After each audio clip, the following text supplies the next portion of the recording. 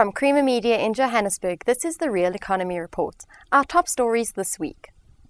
It's a blast as Microdots prove their mettle. Gold Junior Gold 1 eyes the Toronto Stock Exchange. And Synovate announces Quality Vehicles of the Year.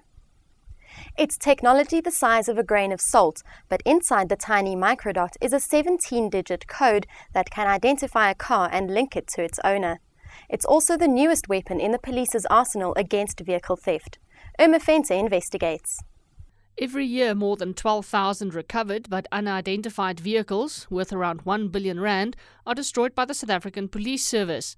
These stolen vehicles could have been returned to their legal owners had it been possible to identify them. But how does one do this, especially when the vehicle identification number, or VIN, and/or chassis number have been filed off?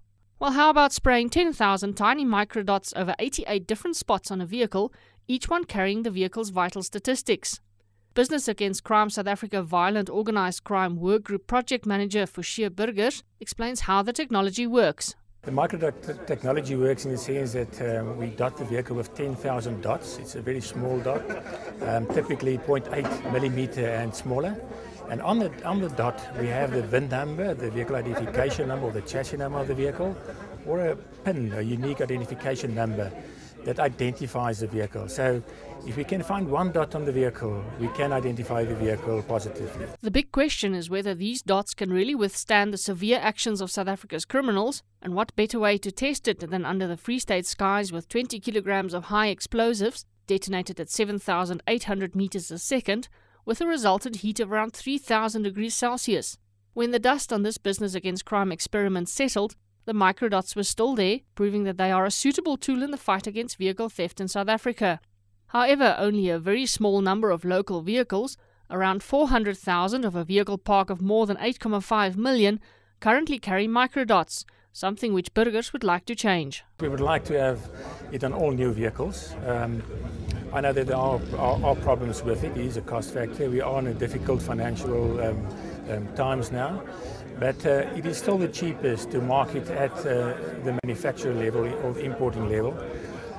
But still, it is still open for the public to take the used vehicles to be dotted as well. A recent study that we did showed that the older vehicles are high targets of criminals, so they will steal the older vehicles as well. From Business Against Crime side, we estimated that the cost when dotting a new vehicle should not be higher than 400 rands.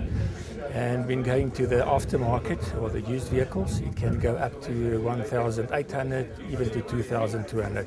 But it's an open market, and we hope to get the prices down as soon as the number of vehicles dotted increases. Gold Junior Gold 1 is eyeing a listing on the Toronto Stock Exchange after a dual listing in Johannesburg and Sydney. Martin Creamer has the story. Gold 1 International has been listed in Johannesburg and also in Sydney. It is the first dual primary listing that we've had in South Africa, and it's possibly a benchmark for the future where you have a lot of gold assets in the country, in South Africa and also Africa, and less assets in Australia, but a lot of retail activity and potential investment from Australia. Gold 1 will be a significant mid-tier gold producer. We will be an international, geographically diverse gold company, producing in the order of 500,000 ounces a year. We will be in the lower quartile of the industry because of our business model, and I do believe we'll be one of the preferred gold stocks because we will be delivering better returns than most. In South Africa, we're used to gold mines being deep, dark and dangerous. Tell us about the difference with your Modder East. We are focused on assets that are shallow and medium grade. Because they're shallow, they are generally lower technical risk. They are certainly a lot safer. And when you combine that with medium grade, you end up with assets that are probably high margin as well. And that's very much a North American or an Australian type profile. And that's why the asset base that we've built up in South Africa fits so well into Australia and has created the excitement that it has. You've also got some exciting prospects. One which looks like being a big mine is your Ventersburg prospect in the Free State. How much like Beatrix gold mine could that be? I expect Ventersburg to really be something similar to Beatrix. As I say, it's not quite as big yet. but there's a lot of potential. It'll certainly be bigger than Modder East, and Modder East is a beaut. You also have Etendeka in Namibia. Etendeka displays very high thorium anomalies, and as you know, I'm very bullish on thorium. Thorium is going to play a larger and larger role in the nuclear fuel cycle. Tell us about Tulo in Mozambique. Tulo will produce some ounces in the next year from the alluvial gold source. Our primary focus, however, is the primary source of that gold that's ended up becoming alluvial. We know where that primary source is. It needs to be explored. At this stage, we're busy opening up Tulo. So it really holds a lot of potential and could well be a company maker as well. Global market research company Synovate awards the top automotive manufacturers in its 2009 Synovate Quality Awards for sales and service satisfaction. Chanel Pringle reports.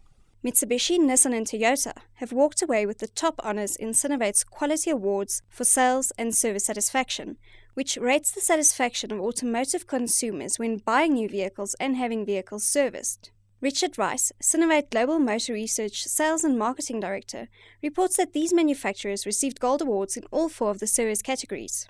This outstanding performance is as a result of these manufacturers giving customers what they really want and not what the manufacturer or dealer thinks the customer wants, he adds. Further, he notes that the overall results of the survey are good news for South African consumers. Obviously, volumes have dropped off this year and had dropped off last year, but I think it's very good news for the South African consumer. What it is telling you is that almost across the board, if you go into a dealership in South Africa, on average, you're going to get a very, very good experience. If you do get a bad experience, they do tend to recover well. Obviously, there are some issues out there, but in general, very good news for the South African automotive consumer. Meanwhile, Rice says that consumers are changing, with emotional aspects becoming a bigger consideration when buying a new vehicle. What we have seen is that emotion has become far more of a player, the softer aspects of the sales and the service transaction, as opposed to simple, the hard tick box kind of stuff. So customers' emotions, their needs, coming through very strongly in terms of individual and emotional requirements as opposed to the hard and fast measurements that we typically use. How well manufacturers and dealers listen to their customers and respond to these needs will become an important factor in ensuring customer satisfaction going forward. And now for a sneak preview of this week's Engineering News magazine. Read our in-depth interview with Trade and Industry Minister Dr. Rob Davies, where he asserts that further significant deindustrialization would spell failure. We report that Eurocopter plans to expand its South African facilities in anticipation of a growing post-recession market. And South African Reserve Bank Governor Tito Mboweni expects the inflation rate to be back within target over the medium term.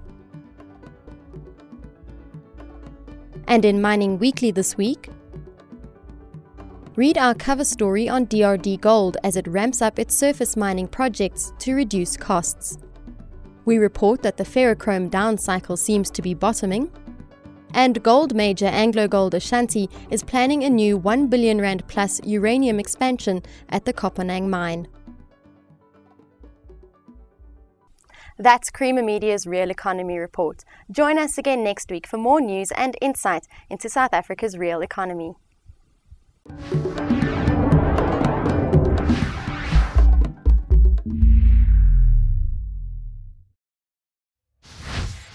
Engineering news, not just for engineers.